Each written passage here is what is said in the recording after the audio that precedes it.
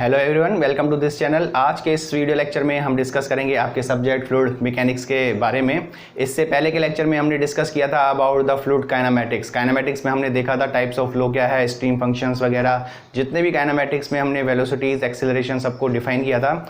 और आज हम इस क्लास में आपका स्टार्ट करेंगे अबाउट द फ्लूइड डायनामिक्स, या इसको हम हाइड्रोडायनामिक्स भी बोलते हैं। तो सबसे पहले जब हमने इंट्रोडक्शन किया था इस सब्जेक्ट का, फ्लूइड मैकेनिक्स का, तब हमने ये डिस्कस किया था कि इस पूरे सब्जेक्ट को 3 कैटेगरी में डिवाइड किया हुआ है। पहला आपका था फ्लूइड स्टैटिक्स, दूसरा आपका था फ्लूइड काइनेमैटिक्स, और आज हम पढ़ेंगे फ्लूइड डायनामिक्स। मैंने वहाँ पे आपको बताया था कि जो फ्लूइड स्टैटिक्स में हम किस तरह की चीज़ों से इन्वॉल्व होते हैं, फ्लूइड काइनेमैटिक्स में हम क्या पढ़ते हैं, और आज हम देखेंगे फ्लूइड डायनामिक्स में क्या पढ़ा जाएगा। मोटे तौर पर हम देखें कि जो फ्लूइड स्टैटिक्स में हमने जब जो फ्लूइड है आपका रेस्ट पे है, उस कंडीशन में उसके बिहेवियर्स के बारे में डिस्कस किया था। काइनेमैटिक्स में हम फ्लो के बारे में स्टडीज़ करते हैं लेकिन फोर्सेस को नेगलेक्ट करते हैं। लेकिन अब जो हम पढ़ने वाले हैं फ्लूइड डायनामिक्स या हाइड्रोडायनामिक्स, उसमें हम फ्लो के साथ साथ फ्लोइंग फ्लूइड पर लगने वाले जितने भी फोर्सेस हैं उनको कंसीडर करते हैं और उनका एनालिसिस भी करते हैं। तो चलिए स्टार्ट करते हैं आपका फ्लूइड डायनामिक्स। तो सबसे पहले अगर हम बात करें फ्लूइड डायनामिक्स की, तो फ्लूइड डायनामिक्स में हमने इसको डिफाइन किया था। फ्लूइड डायनामिक्स विज्ञान या साइंस की ऐसी ब्रांच है जिसके अंदर हम लिक्विड या फ्लूइड के फ्लो के साथ साथ उस पर लगने वाले जितने भी फोर्स हैं उसको कंसीडर करते हैं, या इसको हम कह सकते हैं it deals with the motion of fluid with considering all the forces। मतलब फ्लो के साथ साथ हम फोर्स को भी कंसीडर करें, उसको हम बोलते हैं फ्लूइड डायनामिक्स। तो जनरली अब मेन बात ये आती है कि जब भी कोई भी फ्लूइड फ्लो करता है तो उसके ऊपर जो फोर्सेस हैं वो किस किस प्रकार से लगते हैं, उन्हीं फोर्सेस के एनालिसिस पे कई सारी हम इक्वेशंस को भी डिस्कस करते हैं। जैसे आपकी रेनॉल्ड्स इक्वेशन है, नेवियर-स्टोक्स इक्वेशन है, आपकी आयलर इक्वेशन है, आपकी बर्नौलीज इक्वेशन है। तो इन सब इक्वेशंस के बारे में हम एक एक करके देखेंगे कि एक्चुअल में इक्वेशंस है क्या, और उसके बाद जो डिटेल स्टडीज़ होगी फ्लूइड डायनामिक्स में उसको किस प्रकार से हम कर सकते हैं। तो जनरली अगर हम बात करें फ्लोइंग फ्लूइड के बारे में, तो अगर हम बात करें फ्लोइंग फ्लूइड के बारे में, there are following forces acting on fluid element. तो हम पहले ये देखेंगे कि फ्लूइड एलिमेंट पे फ्लो की कंडीशंस में कौन कौन से फोर्स लगते हैं। तो सबसे पहला फोर्स होता है आपका जिसको हम बोलते हैं ग्रेविटी फोर्स। ग्रेविटी फोर्स, इसको हम बोलते हैं Fg। दूसरा अगर हम फोर्स की बात करें तो दूसरा आपका होता है प्रेशर फोर्स। दूसरा अगर हम बात करें तो उसको हम बोलते हैं प्रेशर फोर्स Fp। तीसरी की फोर्स की बात करें तो इसके बाद हम डिस्कस करते हैं विस्कस फोर्स को। तो ये आपका जो तीसरा फोर्स होता है जनरली विस्कस फोर्स, इसको हम लिखते हैं Fv से। और 4 नंबर पे आपका है टर्बुलेंस फोर्स, जिसको हम बोलते हैं टर्बुलेंस फोर्स, इसको हम डिफाइन करते हैं Ft से। और एक और फोर्स है फोर्स ड्यू टू कंप्रेसिबिलिटी, जिसको हम बोलते हैं Fc। तो जनरली किसी भी फ्लोइंग फ्लूइड के ऊपर ये जो फोर्सेज हैं, इंपॉर्टेंट फोर्सेज हैं, जैसे gravity force, pressure force, viscous force, turbulence force और फोर्स ड्यू टू कंप्रेसिबिलिटी। तो फ्लोइंग की कंडीशंस में जैसे जैसे हम फोर्सेस को नेगलेक्ट करते जाते हैं, जहाँ पे इतना इंपॉर्टेंस रोल नहीं होता है, उस नेगलेक्ट करने के बाद जो इक्वेशंस बनती हैं उनमें हम अलग अलग नाम से उस इक्वेशंस को जानते हैं। जैसे रेनॉल्ड्स इक्वेशन होगी, आपकी नेवियर-स्टोक्स इक्वेशन होगी, आपकी आयलर इक्वेशन होगी, आपकी बर्नौलीज इक्वेशन होगी। तो अब हम ये देखते हैं कि इन इक्वेशंस में किस किस फोर्स को हम जनरली नेगलेक्ट करते हैं। तो हाल फिलहाल ये आपके जो भी इंपॉर्टेंट फोर्स थे उनके बारे में हमने देखा किसी भी फ्लोइंग फ्लूइड पर किस किस प्रकार के फोर्स आपके एक्टिव होते हैं। तो इन सब फोर्सेस के बाद हम ये देखते हैं कि जो इक्वेशंस है उसको कैसे डिफाइन किया गया। तो सबसे पहले अगर हम बात करें रेनॉल्ड्स इक्वेशंस की, तो जनरली हमने जो डिस्कस किया था pressure force, gravity force, viscous force, turbulence force और कंप्रेसिबिलिटी फोर्स। अगर हम किसी भी फ्लोइंग फ्लूइड में कंप्रेसिबिलिटी की वजह से जो भी फोर्सेज है उसको अगर हम नेगलेक्ट करते हैं, मतलब कंप्रेसिबिलिटी की वजह से जो भी फोर्सेज हैं उनको अगर हम नेगलेक्ट करते हैं तो जो फोर्सेज की इक्वेशंस बनती है तो उसे हम बोलते हैं रेनॉल्ड्स इक्वेशन। तो यहाँ पे जो नेट फोर्स होगा वो आपका force due to gravity, force due to pressure, force due to viscous force, force due to turbulence. तो इस इक्वेशंस को हम बोलते हैं रेनॉल्ड्स इक्वेशन ऑफ मोशन। यानी अगर सारे फोर्सेज में से हम कंप्रेसिबिलिटी की वजह से जो भी फोर्स है उसको नेगलेक्ट करें और जितने भी फोर्सेज हैं उन सब की से जो इक्वेशंस बनती है उसे हम रेनॉल्ड्स इक्वेशन ऑफ मोशन कहते हैं। दूसरी इक्वेशंस की बात होती है नेवियर-स्टोक्स इक्वेशंस, और इसमें जनरली क्या होता है, इसमें हम टर्बुलेंस फोर्स को नेगलेक्ट करते हैं। जैसे हमने इसमें टर्बुलेंस को कंसीडर किया था, इस इक्वेशन से अगर हम टर्बुलेंस फोर्स को हटा देते हैं तो ये इक्वेशंस जो बनती है, जो फोर्स होगा it is due to gravity force, pressure force and viscous force. तो इस इक्वेशंस को हम बोलते हैं नेवियर-स्टोक्स इक्वेशन। और इसके बाद जो बात होती है आयलर्स इक्वेशन की, तो उससे हम क्या करते हैं कि जो भी आपका विस्कस फोर्स है उसको अगर हम नेगलेक्ट करते हैं, मतलब विस्कोसिटी को अगर हम नेगलेक्ट करें, और उसके बाद जो रिजल्टेंट फोर्स किन किन फोर्स की वजह से होता है, जैसे ग्रेविटी फोर्स और प्रेशर फोर्स। यानी अगर किसी भी फ्लोइंग फ्लूइड में केवल और केवल हम प्रेशर फोर्स और ग्रेविटी फोर्स को ही कंसीडर करें तो उस तरह की इक्वेशंस को बोलते हैं हम आयलर इक्वेशंस।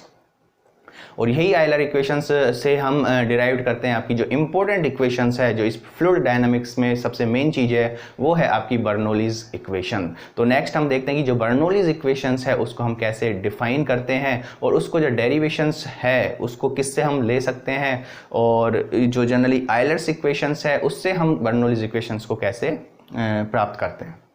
तो चलिए स्टार्ट करते हैं आपकी एक इम्पॉर्टेंट इक्वेशन जिसका बोलते हो बर्नौलीज इक्वेशन, उसके बारे में। तो अभी हम डिस्कस करते हैं आपकी Bernoulli's equation. Objective point of view से हम बर्नौलीज इक्वेशन को देखेंगे। हालांकि बर्नौलीज इक्वेशन का डेरिवेशन होता है, लेकिन अभी हमारा हाल फिलहाल डेरिवेशन से इतना इंपॉर्टेंट रोल नहीं है। लेकिन अगर आपको डेरिवेशन चाहिए तो आपको डिस्क्रिप्शन बॉक्स में इसका डेरिवेशन भी डिटेल में मिलेगा।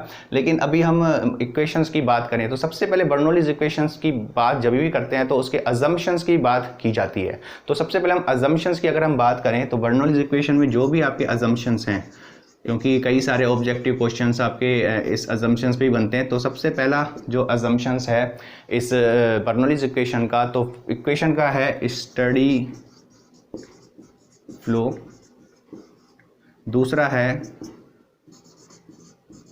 नॉन विस्कस फ्लो, और इसका जो तीसरा अजम्पशन है वो है आपका इन कंप्रेसिबल फ्लो। मतलब अगर किसी भी फ्लो में अगर हम ये तीन अजम्पशंस लेके और फोर्सेस को कैलकुलेट करें, जो इक्वेशन हमें मिलती है वो हम बर्नौलीज इक्वेशंस ले सकते हैं। अजम्पशंस में है आपका steady flow, non viscous flow और इनकम्प्रेसिबल फ्लो। और इसके बाद हम देखते हैं कि जो बर्नौलीज इक्वेशंस है उसको हम आयलर इक्वेशन से कैसे लेते हैं। तो जब भी बर्नौलीज इक्वेशन की बात होती है तो हम क्या करते हैं, सबसे पहले एक फ्लोइंग फ्लूइड के लिए किसी भी एलिमेंट को हम कंसीडर करते हैं, और एलिमेंट को कंसीडर कर, सपोज आपका एक फ्लो है, हमने फ्लूइड काइनेमेटिक्स में पढ़ा था कि जो फ्लो है वो अलोंग द स्ट्रीम लाइन होता है। तो सपोज कोई भी आपकी एक स्ट्रीम लाइन है इस तरह से, और इस स्ट्रीम लाइन में हमने एक फ्लूइड एलिमेंट को कंसीडर किया। सपोज हमने एक स्मॉल फ्लूइड एलिमेंट को कंसीडर किया, लेकिन मैं आपको यहाँ पे देखना चाहें तो इस सेक्शन पे हम थोड़ा बड़ा दिखा सकते हैं इसको, और इस एलिमेंट पर हमने कंसीडर कर दिया फ्लूइड एलिमेंट को, फ्लोइंग फ्लूइड वाला एलिमेंट है, और इस एलिमेंट पर हम जो बात करेंगे फोर्सेस की, क्योंकि अब हम केवल और केवल बात करेंगे आपकी जो प्रेशर फोर्स और ग्रेविटी फोर्स के बारे में, क्योंकि यहाँ पे जो फ्लो है वो आपका नॉन विस्कस फ्लो है। इसका मतलब आपका जो विस्कोसिटी की वजह से फोर्स है वो आपका जीरो हो जाता है। तो फ्लो के दौरान सपोज इस तरह की कंडीशन है, यहाँ हम डिस्कस करते हैं। सपोज एक सेक्शन हमने ये लिया, दूसरा सेक्शन हमने ये लिया।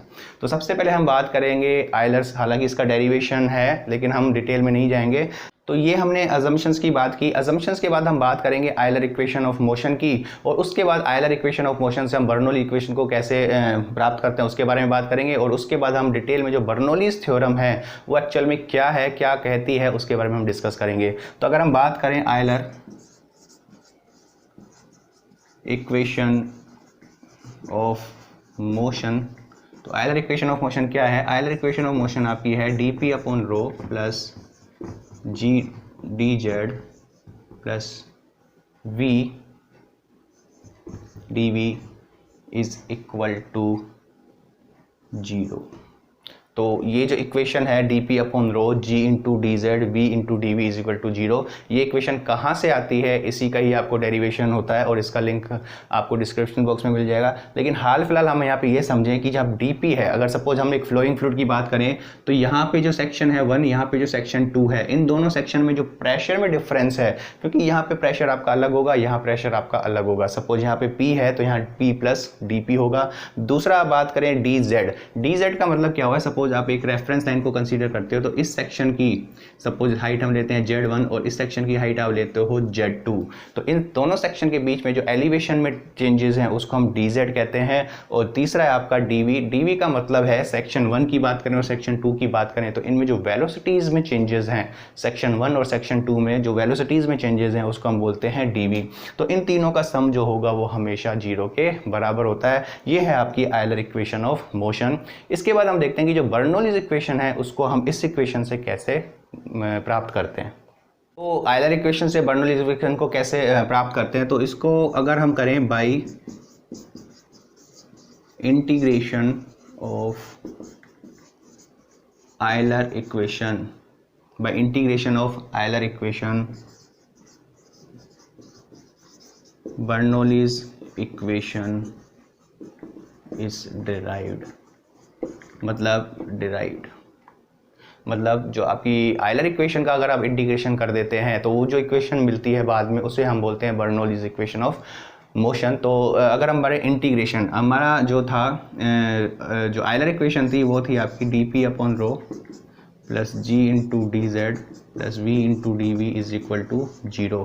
तो इस इक्वेशन का अगर आप इंटीग्रेशन करो, इस इक्वेशन का अगर हम इंटीग्रेशन करते हैं तो इस इंटीग्रेशन से जो भी इक्वेशन मिलती है वो इक्वेशन आपकी होती है बर्नौलीज इक्वेशन। तो अगर हम इसका इंटीग्रेशन करें तो इंटीग्रेशन करने के साथ साथ यहाँ पे अगर हम बात करें रो की, तो देखिए रो और dp, तो dp की जगह इंटीग्रेशन p हो जाएगा, लेकिन रो को आप इंटीग्रेशन से बाहर तभी निकाल सकते हैं जब ये रो आपका कैसा होना चाहिए, कांस्टेंट।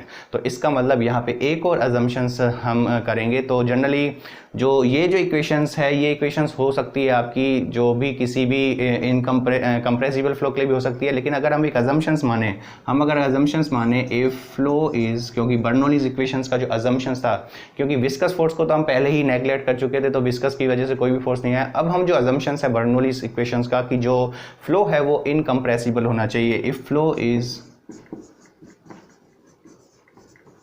इनकम्प्रेसिबल, क्योंकि तीन हमने अजम्पशंस माने थे, study, non viscous and incompressible. तो स्टडी और नॉन विस्कस तो यहाँ तक ही चल ही रहे हैं, लेकिन लास्ट में जो है फ्लो अगर आपका इनकम्प्रेसिबल है तो इसका मतलब जो रो है वो हमेशा क्या रहेगा, कांस्टेंट। पहले भी हमने डिस्कस किया था for the incompressible flow the density remains constant. तो जैसे ही रो कांस्टेंट होगा ये इससे बाहर आ सकता है और dp का जो इंटीग्रेशन होगा वो आपका p अपॉन रो हो जाएगा प्लस g dz का z हो जाएगा प्लस v dv है तो यहाँ पे हो जाएगा v स्क्वायर अपॉन 2 v है, इसका इंटीग्रेशन करोगे dv के रेस्पेक्ट में तो v स्क्वायर अपॉन 2, और यहाँ पे 0 का जो इंटीग्रेशन होता है वो हमेशा क्या होता है, कांस्टेंट। मतलब इसका अगर डिफरेंशिएशन करोगे तो 0 आएगा। तो ये जो इक्वेशन है ये इक्वेशन है आपकी बर्नौलीज इक्वेशन। लेकिन एक्चुअल में ये जो इक्वेशंस है उसको हम डिफाइन करें तो ये इक्वेशन होती है एनर्जी पर यूनिट मास में। ये इक्वेशन है आपकी एनर्जी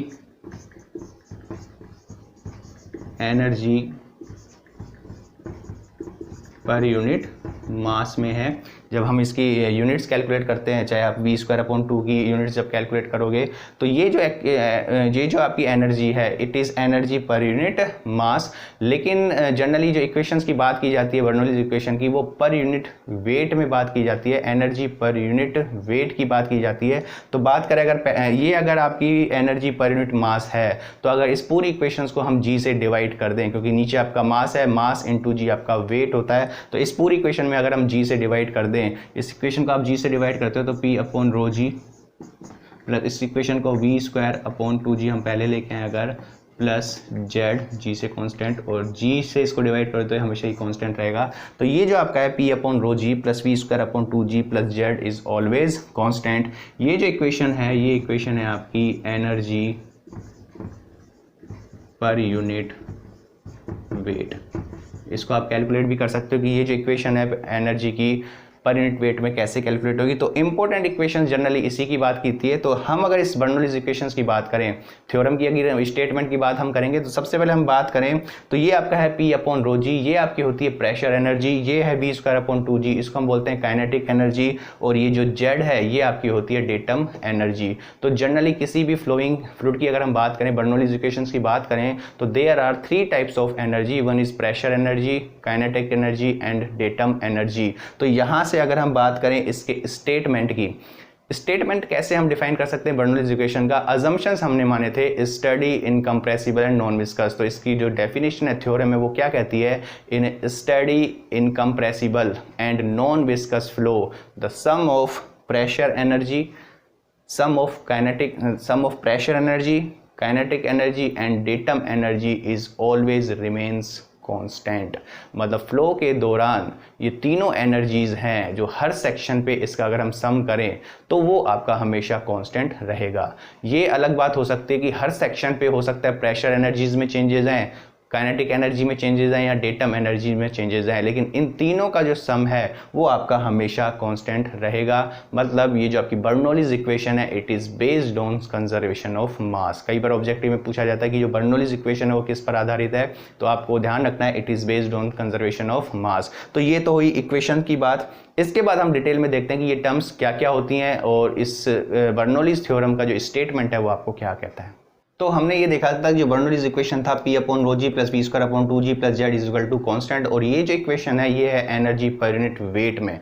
तो अगर हम बात करें suppose pressure energy, kinetic energy और डेटम एनर्जी, तो जनरली हम काइनेटिक एनर्जी की बात करते हैं सपोज जूल में, तो हम ये डिफाइन करते हैं कि it is half mv square. अगर हम बात करें काइनेटिक एनर्जी की, काइनेटिक एनर्जी आपकी होती है हाफ mv स्क्वायर जो कि जूल में होती है, और इसको अगर हम वेट से डिवाइड कर दें, मतलब इसको हम mg से डिवाइड कर दें तो m से m कैंसिल हो गया, तो ये आपका हो जाता है V स्क्वायर अपॉन 2G। तो इसका मतलब जो V स्क्वायर अपॉन 2G है वो एनर्जी पर यूनिट वेट में है। इसी प्रकार से डेटम एनर्जी या पोटेंशियल एनर्जी भी बोलते हैं, तो इसका बोलते हो m into g into Z. इसको हमने डिवाइड किया mg से, तो mg से mg कैंसिल हुआ, तो ये हो गया z। तो इसका मतलब एनर्जी पर यूनिट वेट की जो यूनिट होगी वो किस में होगी, मीटर में। इसी प्रकार से इसको भी हम डिफाइन करते हैं, इट इज़ प्रेशर हेड भी बोलते हैं। हमने पहले भी डिस्कस किया था कि जो P है वो आपका होता है rho into g into h, तो यहाँ से H is equal to P upon rho g, जिसको हम बोलते हैं प्रेशर हेड। तो ये भी आपका मीटर में होगा। तो इसकी यूनिट भी मीटर होगी, इसकी यूनिट भी मीटर होगी, इसकी यूनिट भी मीटर होगी, क्योंकि आपका ये जो एनर्जी पर यूनिट वेट में डिफाइन होता है। इसके बाद बात हम करें इन चीज़ों के बारे में, तो इसको हम बोलते हैं जनरली अगर हम बात करें P अपॉन रो जी की, इसको आप बोलते हो प्रेशर हेड, इसको हम बोलते हैं pressure head. V square upon 2G इसको आप बोलते हो वेलोसिटी हेड, और इसको हम काइनेटिक एनर्जी हेड भी बोल सकते हैं। और अगर हम बात करें Z की, इसको हम बोलते हैं डेटम हेड। और इसके बाद हम बात और करेंगे, क्योंकि हम देखेंगे P upon rho g plus V square upon 2G, या P upon rho g plus Z की अगर हम बात करें, इसको हम बोलते हैं पीजोमेट्रिक हेड, इसको हम बोलते हैं पीजोमेट्रिक हेड। और अगर हम बात करें P upon rho g plus V square upon 2G plus Z की, तो इसको हम बोलते हैं टोटल हेड। तो इंपॉर्टेंट ये है आपका प्रेशर हेड, काइनेटिक एनर्जी और velocity head, datum head. P upon rho g plus Z इसको हम बोलते हैं पीजोमेट्रिक हेड। ये भी काफ़ी इंपॉर्टेंट है, क्योंकि ये पीजोमेट्रिक हेड ही आपको बताता है कि जो फ्लो की डायरेक्शन है वो किस तरफ है। तो हमेशा जब भी फ्लो की डायरेक्शन की बात हो तो हर सेक्शन पे पीजोमेट्रिक हेड निकाला जाता है, तो ज़्यादा पीजोमेट्रिक हेड से कम पीजोमेट्रिक हेड की तरफ आपका फ्लो होता है। तो जनरली वैल्यूज़ निकालनी होती है। और इसके बाद है जो टोटल हेड आपका P upon rho g plus V square upon 2G plus Z, ये हमेशा क्या रहता है, कॉन्स्टेंट, और इसी को हम बोलते हैं टोटल हेड। तो ये तो बात हुई डिफरेंट हेड्स के बारे में। अब हम बात करते हैं बर्नौलीज इक्वेशन के स्टेटमेंट की।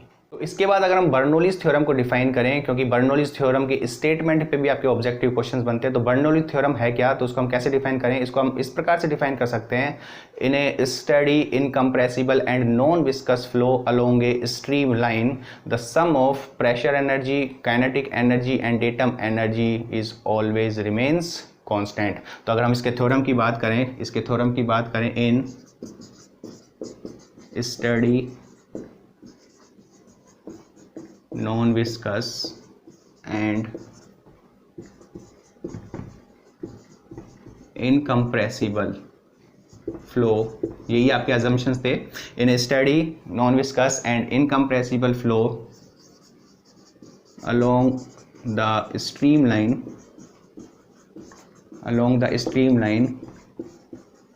the sum of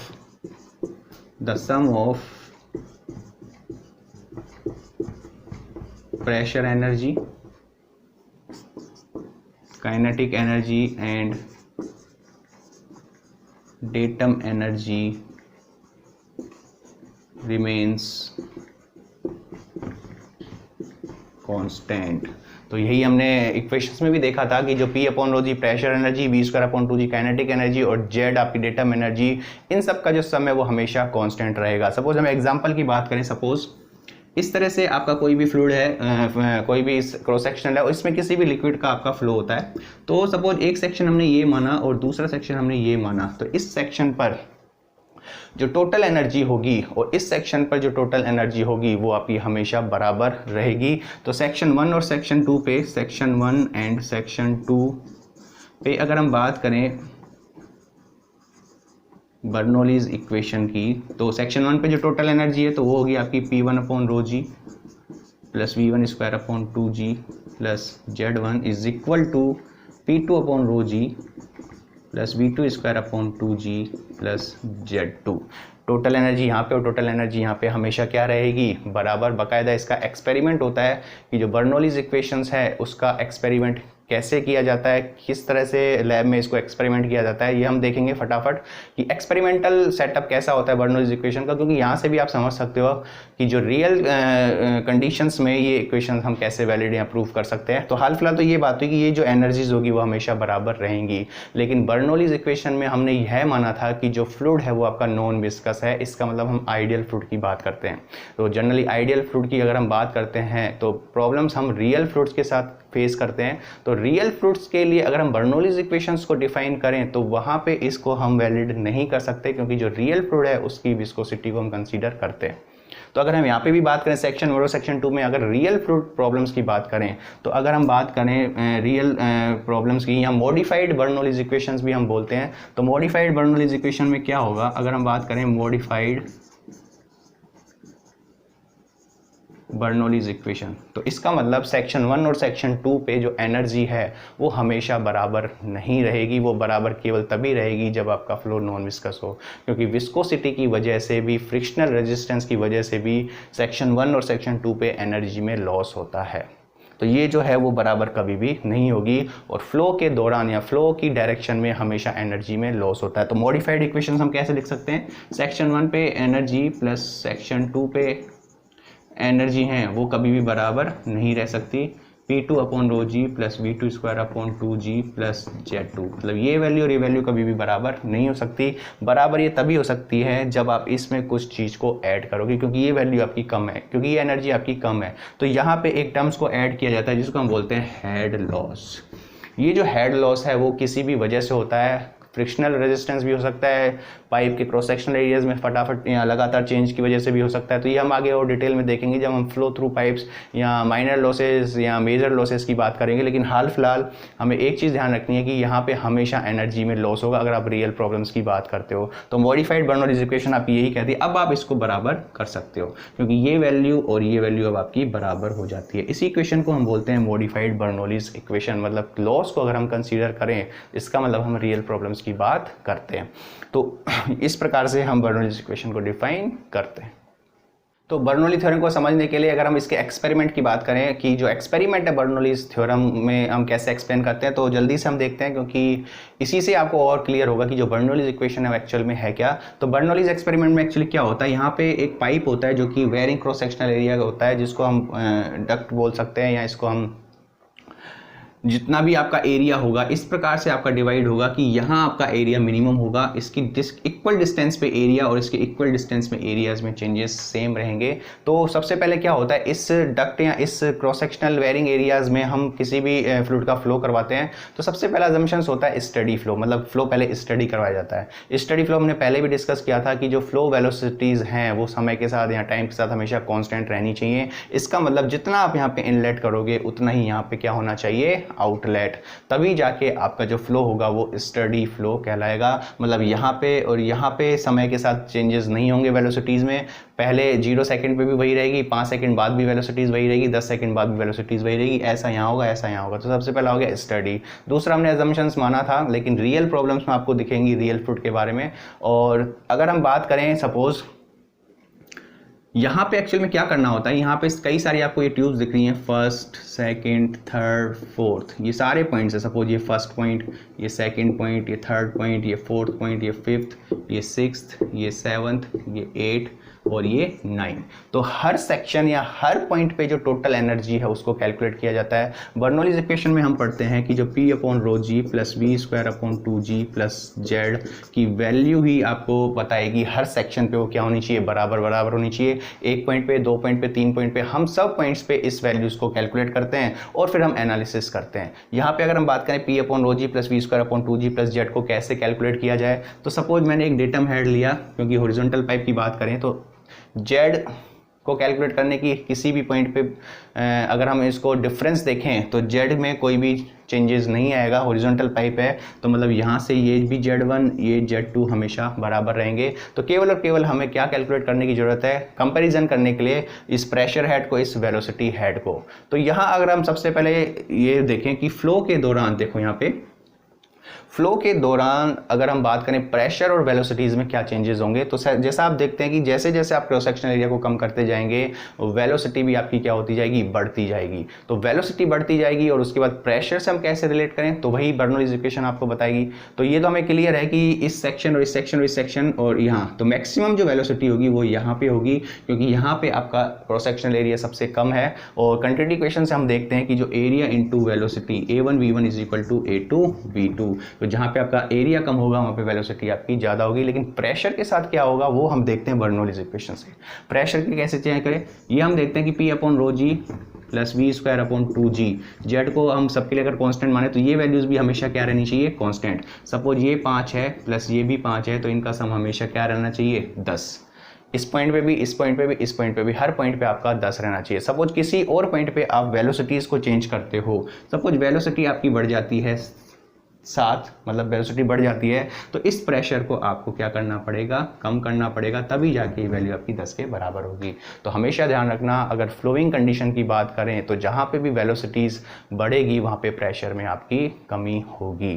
तो अगर हम बात करें इन पर्टिकुलर फर्स्ट पे, तो यहाँ देखो जैसे ही फ्लो होगा, इस फ्लो की वजह से जो आपका लिक्विड है इन ट्यूब्स में प्रेशर हाई प्रेशर होने की वजह से इन ट्यूब्स में चढ़ना शुरू करेगा। तो अगर हम बात करें कि सबसे जो कम लेवल होगा इस फ्लूइड का या इस लिक्विड का वो किस पीजोमेट्रिक ट्यूब में रहेगा, तो आपका आंसर ऑब्वियसली क्या होना चाहिए, सबसे कम लेवल जो होगा वो आपका इस सेक्शन पे रहेगा, क्योंकि यहाँ पे आपकी मैक्सिमम वेलोसिटी है। मतलब सबसे ज़्यादा जो प्रेशर हेड है, सबसे ज़्यादा जो प्रेशर होगा वो इस सेक्शन 1 पे होगा, क्योंकि यहाँ पे क्रॉस सेक्शन एरिया ज़्यादा होने की वजह से वेलोसिटी कम है। तो ये देखा गया कि यहाँ पे जो लेवल आपका ये मिला, इससे नीचे गए लेवल ये मिला, इससे नीचे गए लेवल ये मिला, इससे नीचे लेवल ये, और मिनिमम लेवल आपको ये मिलता है। फिर वापस आपका जो लेवल है वो इंक्रीज करता जाएगा, क्योंकि वापस से प्रेशर चेंजेस होने लगेंगे। तो इस तरह का जो आपका एक कर्व बनता है, जो कि बर्नौलीज इक्वेशंस में हम देखते हैं, तो यही कर्व आपको बताता है कि अलोंग द फ्लो अगर हम एरियाज में चेंजेस करें तो वेलोसिटीज़ में भी चेंजेस होंगे, और वेलोसिटीज़ में अगर चेंजेस होंगे तो प्रेशर में भी चेंजेस होंगे। तो ये आपका कर्व बनता है। तो अगर हम बात करें इस वैल्यू को कैसे निकाला जाए, P/ρg, सपोज फर्स्ट पॉइंट की बात करें तो मुझे चाहिए P1/ρg प्लस V1²/2g को कैलकुलेट कैसे किया जाए। तो P1/ρg को कैलकुलेट करने के लिए, मतलब इस पॉइंट पे जो प्रेशर हेड है, तो अपन केवल इसकी यहाँ से लेकर यहाँ तक की हाइट को ही डिनोट कर देते हैं। स्केल की से हम इस हाइट को कैलकुलेट करते हैं, और ये H1 किसके बराबर हो जाएगा, P1/ρg के बराबर। दूसरी बात होती है कि इस पॉइंट पे वेलोसिटीज़, एवरेज वेलोसिटी को कैसे निकाला जाए। तो एवरेज वेलोसिटी निकालने के लिए हम क्या करते हैं, इस फ्लोइंग फ्लूइड के दौरान यहाँ से जितना भी लिक्विड बाहर निकलता है उसको किसी स्टोरेज टैंक में हम कलेक्ट करते हैं, और वहाँ से हम कैलकुलेट करते हैं डिस्चार्ज को, क्योंकि स्टडी फ्लो में जो डिस्चार्ज है वो हमेशा कांस्टेंट रहेगा। मतलब जितना डिस्चार्ज यहाँ होगा उतना यहाँ होगा, उतना यहाँ होगा, और उतना ही डिस्चार्ज आपका इस टैंक में होगा। तो सबसे पहले डिस्चार्ज को कैलकुलेट किया जाता है, और जिस भी सेक्शन पे आपको वेलोसिटीज़ निकालनी होती है, सपोज मुझे यहाँ पे डिस्चार्ज Q है, तो Q बराबर होता है आपका A1 इंटू V1। तो यहाँ से V1 अगर निकालना है तो Q अपॉन A1, मतलब इसका क्रॉस सेक्शनल एरिया। 2 पे अगर हमें निकालना है V2 तो Q अपॉन A2। तो हर पॉइंट पे V1 V2 V3 भी निकाला जा सकता है। तो V1 आते ही ये V1 यहाँ डिस्चार्ज है और यहाँ से एरिया से हमने डिवाइड किया तो V1 आया, और 2G हमेशा कांस्टेंट रहेगा, तो ये वैल्यू भी हमें मिल गई। तो हर पॉइंट पे इसी प्रकार से P2, इसी प्रकार से P3 सब वैल्यूज़ कैलकुलेट की जाती हैं और सब वैल्यूज़ में एनालिसिस किया जाता है। तो यह देखा जाता है कि इनमें जो टोटल एनर्जीज़ हैं वो लगभग हर पॉइंट पे बराबर रहेगी। इस रियल प्रॉब्लम्स में एक्यूरेट वैल्यूज़ नहीं आएंगी बराबर, क्योंकि यहाँ पे फ्लो के दौरान हमेशा एनर्जीज़ में लॉस होगा। लेकिन आप यह कह सकते हैं कि यह लगभग जो एनर्जीज़ हैं वो बराबर रहेंगी। मतलब इस सेक्शन और इस सेक्शन की बात करें तो ऑब्वियस ही बात है, यहाँ पे टोटल एनर्जी कम होगी, यहाँ टोटल एनर्जी ज़्यादा होगी, लेकिन जो डिफरेंस होगा वो केवल लॉस की वजह से होगा। और चेंजेस हम वेलोसिटीज़ और प्रेशर में देखते हैं। तो ये बाकायदा एक्सपेरिमेंट होता है बर्नौलीज इक्वेशन को वेरीफाई करने के लिए। हर पॉइंट पे बर्नौलीज इक्वेशन को कैसे वेरीफाई किया जाए, ये कर्व दिखता है, इससे हम ये देख सकते हैं कि जो प्रेशर और वेलोसिटीज़ में किस प्रकार के चेंजेस होते हैं। तो बर्नौलीज इक्वेशन को और थोड़ा समझने के लिए हम एक क्वेश्चंस देखते हैं और उस क्वेश्चन से आपको और क्लियर होगा कि जो बर्नौलीज इक्वेशन है उसमें क्वेश्चन से किस तरह से हम डील कर सकते हैं। क्वेश्चन आपका at a location 1 of a horizontal pipe the pressure head is 32 centimetre and velocity head is 4 centimeter. The reduction in area at its location 2 is such that the pressure head drop down to 0. Then the ratio of velocity at section 2 to section 1 is. Question बात की जा रही है, question में क्या कहता है, question में आपका कहता है कि कोई हॉरिजॉन्टल पाइप है, इस तरह से सपोज एक हॉरिजॉन्टल पाइप है, लेकिन जो क्रॉस सेक्शनल एरिया है वो आपका वेरिंग क्रॉस सेक्शनल एरिया है, और सेक्शन 1 कंसीडर किया हुआ है, सेक्शन 2 कंसीडर किया हुआ है, तो 1 और सेक्शन 2।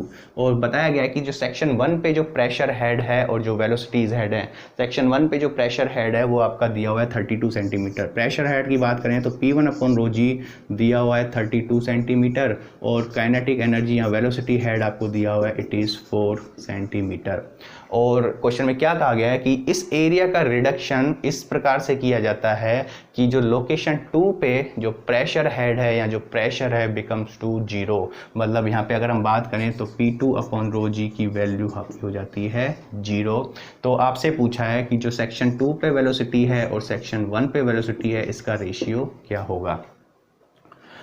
ऑप्शंस दिए हुए हैं, तो अभी हम देखते हैं कि किस प्रकार से हम इस क्वेश्चन से डील करेंगे। तो जब भी pressure head, kinetic head, velocity head या डेटम हेड की बात होती है तो हमेशा एक माइंड में हमें ध्यान रखना है कि यहाँ पे आपको बर्नौलीज इक्वेशन अप्लाई करनी है।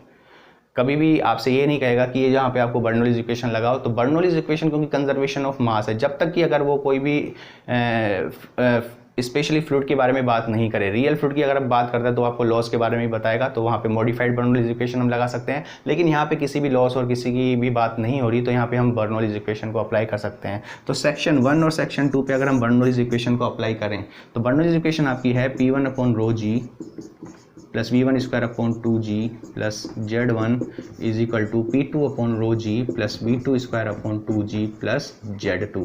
क्योंकि हॉरिजॉन्टल पाइप है, सपोज मैंने ये रेफरेंस लाइन माना, तो यहाँ सेंटर पॉइंट, यहाँ सेंटर पॉइंट, तो यहाँ पे Z1 और यहाँ पे Z2 बराबर होता है। तो हॉरिजॉन्टल पाइप के लिए अगर हम बात करें हॉरिजॉन्टल पाइप के लिए जो Z1 और Z2 की वैल्यू हमेशा बराबर होते ही ये कैंसिल हो जाएगा। वैल्यूज़ अगर हम रखें, वैल्यूज़ प्रेशर हेड सेक्शन 1 पे 32 centimetre plus kinetic head 4 centimetre is equal to P2 upon rho g. P2 upon rho g की वैल्यू आपकी क्या हो जाती है 0, और यहाँ से आपको मिल जाएगा V2 स्क्वायर अपॉन 2G। तो एक्चुअल में मुझे V2 और V1 का डिवाइड करना है। तो जनरली यहाँ से अगर हम बात करें V2 स्क्वायर अपॉन 2G की, तो यहाँ पे हो जाता है 36। यहाँ से अगर हम V2 को अलग से कैलकुलेट करें तो काफ़ी लेंथी हो जाता है, लेकिन हमें केवल और केवल रेशियो से मतलब है। तो ये इक्वेशन अगर हम माने, ये इक्वेशन हम माने फर्स्ट और ये इक्वेशन हम माने सेकंड, तो इक्वेशन फर्स्ट और इक्वेशन सेकंड से अगर हम डिवाइड करें, इक्वेशन फर्स्ट और इक्वेशन सेकंड का हम डिवाइड करें, तो इक्वेशन फर्स्ट है आपकी V2 square upon 2G is equal to 36, divide कर दिया V1 स्क्वायर 2G, डिवाइड कर दिया किससे 4 से। तो यहाँ से आप डायरेक्ट V2 अपॉन V1 की वैल्यू को कैलकुलेट कर सकते हो। तो यहाँ से V2 अपॉन V1 की अगर हम बात करें तो 2G से 2G कैंसिल होगा, पहले स्क्वायर होगा, ये हो जाएगा 4 और ये 36, तो ये हो जाएगा 9। और बात अगर हम करें केवल V2 बाई V1 की, तो ये हो जाएगा 3। तो अगर इस तरह की कंडीशंस हैं तो यहाँ पे जो V2 और V1 का जो रेशियो होगा वो आपका होगा 3। तो यहाँ पे थोड़ा ये मैनिपुलेट करना है कि यहाँ से हमें केवल V2 की वैल्यू अलग से नहीं निकालनी, क्योंकि आपसे रेशियो पूछा है। तो रेशियो पूछने के लिए आप डायरेक्ट डिवाइड कर सकते हैं, तो काफ़ी लेंथी नहीं होगा। हाँ, अगर V2 की बात करता केवल तो फिर हमें G और इसकी वैल्यू रखते V2 को कैलकुलेट करना होता। तो इस तरह से बर्नौलीज इक्वेशन से कई सारे क्वेश्चंस बनते हैं। इंक्लाइंड पाइप भी हो सकता है। इसमें आपको क्या होगा, कई सपोज इस तरह से क्वेश्चंस होंगे, इंक्लाइंड पाइप है, सेक्शन 1 पे डिटेल दे दी जाएगी, सेक्शन 2 पे डिटेल दे दी जाएगी, तो किसी भी वैल्यूज़ को नहीं बताया जाएगा, उसको कैलकुलेट करना होगा। सेक्शन 1 पे प्रेशर, वेलोसिटीज़ और डेटम की बात करेगा, सेक्शन 2 पे वेलोसिटीज़ और डेटम की बात करेगा, और सेक्शन 2 पे प्रेशर पूछेगा। इस तरह से वेरिएशन कर करके कई सारे क्वेश्चंस बनते हैं। लेकिन हमेशा ध्यान रखना है, ये जो आपकी इक्वेशंस है, ये इक्वेशंस काफ़ी इंपॉर्टेंट है, जो कि है आपकी बर्नौलीज इक्वेशंस। कई बार अगर आपको डायरेक्ट नहीं बताए तभी भी आपको दिमाग में रखना है कि जो बर्नौलीज इक्वेशन है वो अप्लीकेबल हो सकती है, क्योंकि it is on the conservation of mass. तो ये तो बात हुई अबाउट द बर्नौलीज इक्वेशन। इसके बाद जो इंपॉर्टेंट टॉपिक है वो है आपका एप्लीकेशंस ऑफ बर्नौलीज इक्वेशन। मतलब इस बर्नौलीज इक्वेशंस के आधार पर किस किस प्रकार की एप्लीकेशंस हम देखते हैं। तो बात अगर हम करें एप्लीकेशन ऑफ बर्नौलीज इक्वेशन, तो एक एक करके हम देखेंगे जो बर्नौलीज इक्वेशंस की जो एप्लीकेशंस हैं वो क्या क्या हैं। तो जनरली इस एप्लीकेशंस में हम 3 डिवाइस से डील करेंगे। सबसे पहली डिवाइस जो होगी वो आपकी वेंचुरी मीटर, दूसरी डिवाइस होगी आपकी ओरिफिस मीटर, और तीसरी डिवाइस होगी आपकी पिटोट ट्यूब। तो एक एक करके हम डिस्कस करेंगे जो भी आपकी डिवाइसेस के बारे में। तो सबसे पहली एप्लीकेशंस हम बात करते हैं अबाउट द वेंचुरी मीटर। तो सबसे पहले हम वेंचुरी मीटर की बात करें, काफ़ी इंपॉर्टेंट है, इसके ऊपर भी कई सारे ऑब्जेक्टिव क्वेश्चंस बनते हैं। तो वेंचुरी मीटर को हम कैसे डिफाइन करें, तो जनरली इसकी डेफिनेशंस क्या होती है। Venturi meter it is a device which is used to calculate the discharge from the pipe. मतलब किसी भी पाइप से डिस्चार्ज कैलकुलेट करने के लिए जिस डिवाइस को हम यूज़ करते हैं वो आपकी वेंचुरी मीटर। तो सबसे पहले वेंचुरी मीटर को हम देखें फटाफट क्या होता है वेंचुरी मीटर। तो सपोज आपके पास इस तरह से कोई भी पाइप है, और इस पाइप से आपको कैलकुलेट करना है डिस्चार्ज। तो क्या करते हैं, इस पाइप के बीच में हम एक डिवाइस को अटैच करते हैं, उस डिवाइस को बोलते हो आप वेंचुरी मीटर। तो वेंचुरी मीटर के लिए इस तरह की एक डिवाइस होती है जो कि शुरू में आपकी कन्वर्जिंग होती है। एक सेक्शन होता है जहाँ पे एरिया आपका मिनिमम होता है, इसके बाद ये डाइवर्जेंस शुरू होता है इसका इस तरह से, और इस डिवाइस को हम बोलते हैं वेंचुरी मीटर। और इस वेंचुरी मीटर की अगर हम बात करें इसके कंस्ट्रक्शन की, तो सबसे पहला जो है इसको हम बोलते हैं कन्वर्जिंग पार्ट, क्योंकि ये कन्वर्ज हो रहा है। तो ये हो जाएगा आपका कन्वर्जिंग पार्ट, ये आपका हो जाएगा, ये वाला पार्ट हो जाएगा डाइवर्जिंग पार्ट, और यहाँ पे जहाँ पे एरिया आपका मिनिमम होता है इसको हम बोलते हैं थ्रोट। इसको आप बोलते हो थ्रोट, जहाँ पे मिनिमम एरिया होता है। तो जनरली अगर हम बात करें वेंचुरी मीटर की, तो इसको कैसे डिफाइन करते हैं, it is used to calculate the discharge from the pipe.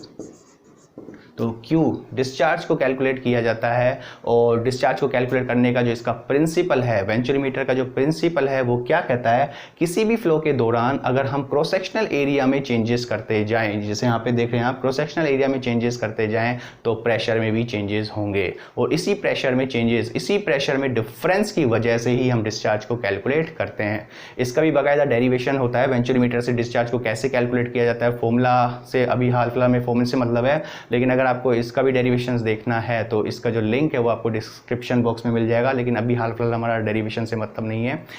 और अगर हम बात करें इधर सेक्शन 1 में सेक्शन 2 और सेक्शन 3, तो तीनों पार्ट में अगर हम बात करें यहाँ पे कन्वर्जेंट पार्ट की, डाइवर्जिंग पार्ट की और थ्रोट की, तो जनरली इसमें क्वेश्चंस क्या होते हैं। सबसे पहले बात ये होती है कि जो कन्वर्जिंग पार्ट है उसकी लेंथ की बात करें, और डाइवर्जिंग पार्ट की अगर लेंथ की बात करें तो ये जो दोनों लेंथ होती हैं वो लगभग आपकी बराबर नहीं होती हैं, अलग अलग होती हैं। ऐसा किस लिए होता है, ऐसा इसलिए होता है कि जो फ्लो के दौरान अगर हमें फ्लो सेपरेशन को रोकना है, मतलब फ्लो सेपरेशन को रोकने के लिए क्या करना पड़ता है, हमें इस एंगल में चेंजेस करने पड़ते हैं। सपोज ये अगर आपका फ्लो होता है इस तरह से, तो फ्लो हुआ, तो फ्लो अगर हम इसको और शार्प कर देते, सपोज ऐसे कर देते, इसको भी ऐसे कर देते, तो ये जो फ्लो है वो यहाँ से सेपरेट होना शुरू हो जाता। इसीलिए यहाँ पे ग्रेजुअली हम इसको इंक्रीज करते हैं, ताकि ग्रेजुअली इंक्रीज करने की वजह से फ्लो सेपरेशन ना हो पाए। तो जनरली अगर हम इस एंगल की बात करें तो ये जो आपका डाइवर्जिंग एंगल है, ये आपका जो एंगल है ये जनरली आपका होता है 5 डिग्री टू 7 डिग्री, और ये जो कन्वर्जिंग एंगल होता है, ये कन्वर्जिंग एंगल आपका होता है लगभग 21 डिग्री टू 23 डिग्री। तो ऑब्वियसली बात है, तो डाइवर्जिंग एंगल कम होने की वजह से जो डाइवर्जिंग पार्ट है उसकी लेंथ आपकी ज़्यादा हो जाती है, और ये आपका एंगल कम होते ही ये लेंथ आपकी कम हो जाती है। तो अगर हमें फ्लो सेपरेशन को रोकना है, अगर हम बात करें to avoid flow separation,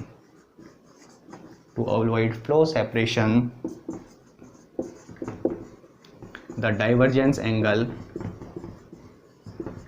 is kept 5 degree to 7 degree. Generally flow separation को रोकना है। दूसरा इसमें बात होती है लेंथ की, तो यहाँ से हम क्लियर कर सकते हैं कि जो लेंथ है डाइवर्जिंग पार्ट की वो हमेशा कन्वर्जिंग पार्ट से बराबर रहेगी। थ्रोट क्या होता है? थ्रोट आपका एक ऐसा सेक्शन है जहाँ पे जो एरियाज है वो मिनिमम होता है। इसके बाद हम बात करते हैं डिस्चार्ज की इक्वेशन से हम कैसे रिलेट करें, और इसके बाद अगर जो इम्पोर्टेंट है वो है आपका डिस्चार्ज। तो बाकायदा इसका डेरिवेशन होता है। तो सबसे पहले डिस्चार्ज कैलकुलेट करने के लिए क्या किया जाता है, सेक्शन 1 और सेक्शन 2 की बात की जाती है। 1 और 2 ऐसे सेक्शन को कंसीडर किया जाता है जहाँ पे प्रेशर में डिफरेंस ज़्यादा है। तो सेक्शन और सेक्शन 2 में प्रेशर में डिफरेंस मैक्सिमम होंगे। इसी प्रेशर में डिफरेंस की वजह से ही हम कैलकुलेट करते हैं डिस्चार्ज को। तो सपोज अगर मैं यहाँ पे मानूँ, यहाँ सेक्शन 1 का क्रॉस सेक्शनल एरिया A1 है, सेक्शन 2 का क्रॉस सेक्शनल एरिया A2 है, और बात करें अगर यहाँ पे डिस्चार्ज की, क्योंकि सबसे पहले हम जब बर्नौलीज इक्वेशन अप्लाई करते हैं तो बर्नौलीज इक्वेशन से हम थ्योरेटिकल डिस्चार्ज को ही कैलकुलेट करते हैं, क्योंकि यहाँ हम किसी भी प्रकार के लॉस की बात नहीं कर सकते। तो डिस्चार्ज की बात करें तो थ्योरेटिकल डिस्चार्ज को हम कैसे कैलकुलेट करते हैं, ये आपका फॉर्मूला होता है A1 A2 √2 into g into h upon under root A1 square minus A2 square. काफ़ी इंपॉर्टेंट फॉर्मूला है। इस फॉर्मूले की बात करें तो अगर हम बात करें A1 area at the inlet of venturimeter, इसको हम इनलेट ऑफ वेंचुरीमीटर कहें या इसको पाइप कहें, बात एक ही है। और इसको हम बोलते हैं और एरिया ऑफ पाइप। दूसरा हम बात करें A2 की, तो A2 ये आपका जो थ्रोट है उसका क्रॉस सेक्शनल एरिया। इसको हम बात करें A2 की तो ये हो जाएगा एरिया एट थ्रोट। और जब से इम्पोर्टेंट है वो है आपका H को हम कैसे डिफाइन करते हैं, ये जो आप H होता है वो आपका होता है pressure head difference between 1 and 2। मतलब ये जो H होता है ये आपका होता है P1 minus P2 upon rho जी। इसी को हम बोलते हैं प्रेशर हेड डिफरेंस। इस प्रेशर हेड डिफरेंस को कैलकुलेट करने के लिए आप क्या करते हैं, इस प्रेशर हेड कैलकुलेट करने के लिए हम सेक्शन 1 और सेक्शन 2 पे अटैच करते हैं आपका मैनोमीटर, सिंपल यूट्यूब मैनोमीटर। तो जैसे ही आप इस तरह से सिंपल यूट्यूब मैनोमीटर को अटैच करते हैं इस तरह से, तो इस तरह से अटैच करने से क्या हुआ, सपोज शुरू में लेवल आपका ये बराबर था, जैसे आपने फ्लो करवाया तो ये हमें क्लियर है कि यहाँ पे जो प्रेशर होगा और यहाँ पे जो प्रेशर होगा उनमें डिफरेंस होगा। यहाँ वेलोसिटी मैक्सिमम होने की वजह से प्रेशर कम होगा, लेकिन यहाँ वेलोसिटी कम होने की वजह से प्रेशर ज़्यादा होगा। तो ये लेवल आपका नीचे शिफ्ट होगा और ये लेवल आपका ऊपर शिफ्ट होगा। ये आपका बीच में कोई भी मैनोमेट्रिक फ्लूइड भरा हुआ है। तो इसी डिफ्लेक्शन से, ये डिफ्लेक्शन को हम बोलते हैं एक्स। तो इसी डिफ्लेक्शन से हम मैनोमीटर्स की इक्वेशंस लगाते हैं, जैसे हमने पहले भी डिस्कस किया था कि जैसे आप नीचे जाते जाओगे प्लस होता जाएगा, ऊपर जाते जाओगे माइनस होता जाएगा। मैनोमीटर का भी आपको डिस्क्रिप्शन बॉक्स में लिंक दिया जाएगा, वहाँ से आप क्लियर कर सकते हो। लेकिन हाल फिलहाल हमें डायरेक्ट फॉर्मूले की बात है कि जो इस प्रेशर हेड है उसको कैसे निकाला जाए। तो इसका डायरेक्ट फॉर्मूला यहाँ से डिराइव्ड होता है। ये जो H होता है वो होता है आपका x SM upon S minus 1। H अगर आपको डायरेक्ट दिया हुआ है प्रेशर हेड डिफरेंस तो कोई प्रॉब्लम नहीं है, क्योंकि H अगर आपको किया है कि इतना प्रेशर हेड में डिफरेंस है, सपोज 2 सेंटीमीटर है तो ये वैल्यू 2 सेंटीमीटर रखोगे। लेकिन कई बार डायरेक्ट आपको H नहीं दिया जाता है, आपको दिया जाता है X। कन्फ्यूज़न हो जाता है यहाँ पे भी, क्योंकि ये x और ये h दोनों की यूनिट मीटर ही होती है लेकिन सिग्निफिकेंस अलग अलग है। x आपका बताता है कि जो मैनोमेट्रिक फ्लूइड के लेवल हैं उनके बीच का डिफरेंस कितना है, और h आपको बताता है कि सेक्शन 1 और सेक्शन 2 पे प्रेशर हेड में कितना डिफरेंस है। तो क्वेश्चन में अगर प्रेशर डिफरेंस देता है आपको डायरेक्टली तो आप समझ जाना h की वैल्यू दी हुई है। क्वेश्चन में अगर आपको मैनोमेट्रिक फ्लूइड डिफ्लेक्शन देता है तो आप समझ जाना x है। तो अगर x दिया हुआ है उससे h को कैसे कैलकुलेट किया जाए, यहाँ से, यहाँ x हमने डिस्कस किया था मैनोमेट्रिक फ्लूइड की डिफ्लेक्शन है। यहाँ पे बात करें sm का मतलब है यहाँ पे specific gravity of manometric fluid. s है आपका specific gravity of manometric fluid, और s है आपका specific gravity of flowing fluid, specific gravity of flowing fluid. काफ़ी इंपॉर्टेंट है, ध्यान रखना। एसएम मैनोमेट्रिक फ्लूइड जो भी आपका हो सकता है, मरकरी है, जो भी है आपको दिया जाएगा, उसकी स्पेसिफिक ग्रेविटी एस, जो भी लिक्विड आपका फ्लो करता है, वाटर, डीजल, पेट्रोल, कैरोसिन, जो भी आपका फ्लो करता है उसकी स्पेसिफिक ग्रेविटी, और एक्स आपका मैनोमेट्रिक फ्लूइड डिफ्लेक्शन। यहाँ पे एक्स की भी बात कर लेते हैं तो एक्स है आपका मैनोमेट्रिक फ्लूइड डिफ्लेक्शन। तो काफ़ी इंपॉर्टेंट है, कई सारे छोटे छोटे न्यूमेरिकल इसी बेस्ड पे आ जाते हैं कि h को कैसे कैलकुलेट किया जाए अगर आपको x भी दिया हुआ है। तो ये तो बात हुई आपकी डिस्चार्ज की। यहाँ हम ये देखेंगे कि जो हमने डिस्चार्ज की बात की है वो थ्योरेटिकल डिस्चार्ज की बात है, लेकिन हमें जो पाइप से डिस्चार्ज को कैलकुलेट करना होता है वो रियल एप्लीकेशंस की बात की जाती है, जहाँ पे विस्कोसिटी जीरो नहीं हो सकती, वहाँ आपका फ्लूइड आइडियल फ्लूइड नहीं हो सकता, रियल फ्लूइड हो सकता है। तब हम डिस्चार्ज को कैसे कैलकुलेट करें, तो इसी को समझने के लिए एक और टर्म को डिफाइन किया जाता है जिसको हम बोलते हैं कोफिशिएंट ऑफ डिस्चार्ज, CD। तो इसके बाद हम देखते हैं CD क्या होता है और एक्चुअल डिस्चार्ज को हम कैसे कैलकुलेट करते हैं। इसके बाद हम बात करें कोफिशिएंट ऑफ डिस्चार्ज की। तो coefficient of discharge, coefficient of discharge जिसको हम बोलते हैं CD, इसकी बात करें तो इसको हम कैसे डिफाइन कर सकते हैं, इसको डिफाइन कर सकते हैं, it is the ratio of actual discharge to the theoretical discharge। मतलब अगर CD को हम मैथमेटिकली देखें तो it is Q actual upon Q theoretical. तो हमेशा देखा जाएगा कि जो अगर हम बात करें कि जो एक्चुअल डिस्चार्ज और थ्योरेटिकल डिस्चार्ज की वैल्यूज़ में क्या डिफरेंस होंगे, तो अगर हम बात करें, देखो थ्योरेटिकल डिस्चार्ज की बात करें तो थ्योरेटिकल डिस्चार्ज कैसे कैलकुलेट करते हैं, यहाँ हम एक कंटेनर लेके आते हैं सपोज, तो थ्योरेटिकल डिस्चार्ज हम थ्योरी से कैलकुलेट करते हैं, लेकिन जो एक्चुअल डिस्चार्ज होता है वो हम इस कंटेनर से कैलकुलेट करते हैं, कितना कंटेनर में पर सेकंड पानी आपका वॉल्यूम कलेक्ट होता है। तो सीधी सी बात है, अगर हम बात करें इस कंटेनर से तो यहाँ आपका एक्चुअल या रियल प्रॉब्लम्स की बात होती है, तो यहाँ पे लॉसेस भी होंगे। तो इसका मतलब जो एक्चुअल डिस्चार्ज है वो हमेशा थ्योरेटिकल डिस्चार्ज से कम होगा। तो इसका मतलब एक्चुअल डिस्चार्ज हमेशा थ्योरेटिकल डिस्चार्ज से कम होगा, क्योंकि एक्चुअल डिस्चार्ज को कैलकुलेट करते समय हम लॉसेस को कंसीडर करते हैं, लेकिन थ्योरेटिकल डिस्चार्ज क्योंकि बर्नौलीज इक्वेशन से हमने लिया था, वहाँ पे हमने लॉस की बात नहीं की थी, नॉन विस्कस फोर्सेस को कंसीडर किया था, तो इसीलिए ये थ्योरेटिकल डिस्चार्ज हमेशा ज़्यादा होगा। तो इसका मतलब जो CD की वैल्यू होगी वो हमेशा लेस देन 1 होगी, ये भी ध्यान रखना ऑब्जेक्टिव पॉइंट ऑफ व्यू से। तो यहाँ अगर हम बात करें, हमें मतलब होता है एक्चुअल डिस्चार्ज से, तो Q एक्चुअल निकालने के लिए आप क्या करते हो, CD इंटू Q थ्योरेटिकल, और यहाँ पे जो फाइनल फॉर्मूला होता है वेंचुरीमीटर के लिए डिस्चार्ज का वो क्या होगा, CD Q थ्योरेटिकल हमने कैलकुलेट किया था, it is A1 A2 root 2GH upon under root A1 square minus A2 square. Objective में भी डायरेक्ट फॉर्मूला पूछा जाता है। तो CD अगर आपको नहीं दिया हुआ तो समझ जाना वो थ्योरेटिकल डिस्चार्ज की बात करता है, यहाँ लॉस नहीं है, और CD आपको दिया हुआ है तो आपको इसको कंसीडर करना पड़ेगा। और जनरली इस CD की बात भी होती है वेंचुरीमीटर के लिए, कि जो वेंचुरीमीटर के लिए कोफिशिएंट ऑफ डिस्चार्ज है उसकी रेंज क्या होती है। तो हमेशा ध्यान रखना CD for venturimeter is 0.94 to 0.98। ये भी कई बार ऑब्जेक्टिव में पूछा जाता है कि जो CD है फॉर द वेंचुरीमीटर उसकी वैल्यू या उसकी रेंज क्या होती है। तो हमेशा ध्यान रखना it is from 0.94 to 0.98 8 unit less होगा, क्योंकि ऊपर भी डिस्चार्ज नीचे भी डिस्चार्ज। इसको कैसे कैलकुलेट किया जाता है, इसका भी जो लेबोरेटरी में है बाकायदा CD जो आपका एक एक्सपेरिमेंट होता है to calculate the coefficient of discharge from the venturi meter. एक बार वेंचुरीमीटर के लिए कोफिशिएंट ऑफ डिस्चार्ज को कैलकुलेट कर दिया जाता है तो उसको हम कहीं पे भी अप्लाई कर सकते हैं, किसी भी पाइप के लिए अप्लाई कर सकते हैं। कैलकुलेट करने के लिए क्या होता है, यहाँ से हम कैलकुलेट कर सकते हैं एक्चुअल डिस्चार्ज। कैलकुलेट करने के लिए हम क्या करेंगे, यहाँ एक कंटेनर लेके आएंगे, इस कंटेनर से हम एक्चुअल डिस्चार्ज को कैलकुलेट करेंगे। थ्योरेटिकल डिस्चार्ज के लिए आपके पास फॉर्मूला है, it is A1 A2 √2GH upon A1 square upon A2 square. H calculate कर सकते हैं, यहाँ से कितना H होगा, यहाँ से डिस्चार्ज एक्चुअल कैलकुलेट किया तो मेरे पास दोनों डिस्चार्ज आ जाते हैं, एक्चुअल डिस्चार्ज और थ्योरेटिकल डिस्चार्ज, और इन दोनों से ही आप कोफिशिएंट ऑफ डिस्चार्ज को कैलकुलेट करते हो।